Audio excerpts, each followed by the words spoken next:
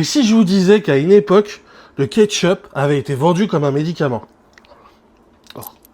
Ah, c'est pas bon comme ça. Salut les découvreuses et les découvreurs. Si jamais vous aimez ce genre d'histoire, n'hésitez pas à mettre un petit j'aime à la vidéo pour me soutenir.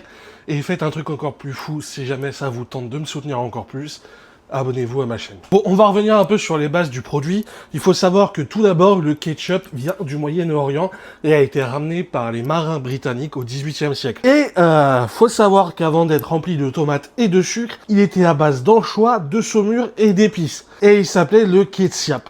Au 19e siècle, la recette a été complètement modifiée et à la place des anchois qui coûtaient une blinde, ils ont décidé de rajouter des tomates qui coûtaient très peu cher à l'époque. Et c'est maintenant que le début de la vidéo prend son sens, parce que quasiment à la même époque, le docteur John Cook Bennett, président du département médical dans une université de l'Ohio, se rend compte qu'il y a du lycopène dans les tomates. Et pour ceux qui ne connaissent pas, le lycopène est une substance utilisée pour guérir des maladies assez simples comme le mal de tête ou le mal de ventre. Et pour lui, ça ne fait aucun doute, le ketchup est là pour guérir les problèmes digestifs et les diarrhées.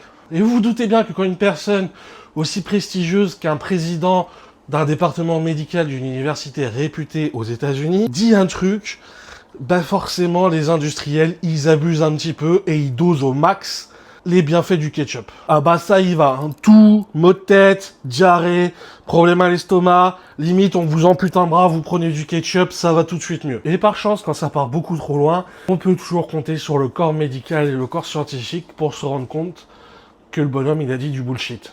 Pas sur le fait que les tomates contiennent du lycopène, ça clair et net, les tomates en contiennent, mais pas en suffisamment grande quantité pour pouvoir guérir quoi que ce soit. Ce vertical est maintenant terminé. Si ce petit contenu vous a plu, n'hésitez pas à mettre un j'aime à la vidéo, c'est très important pour moi.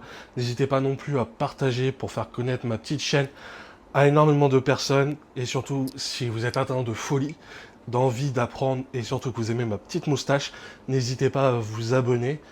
Et moi, je vous dis à très vite pour une prochaine vidéo. Prenez soin de vous. J'espère amener cette chaîne sur de gros projets. C'était Ludo. Peace.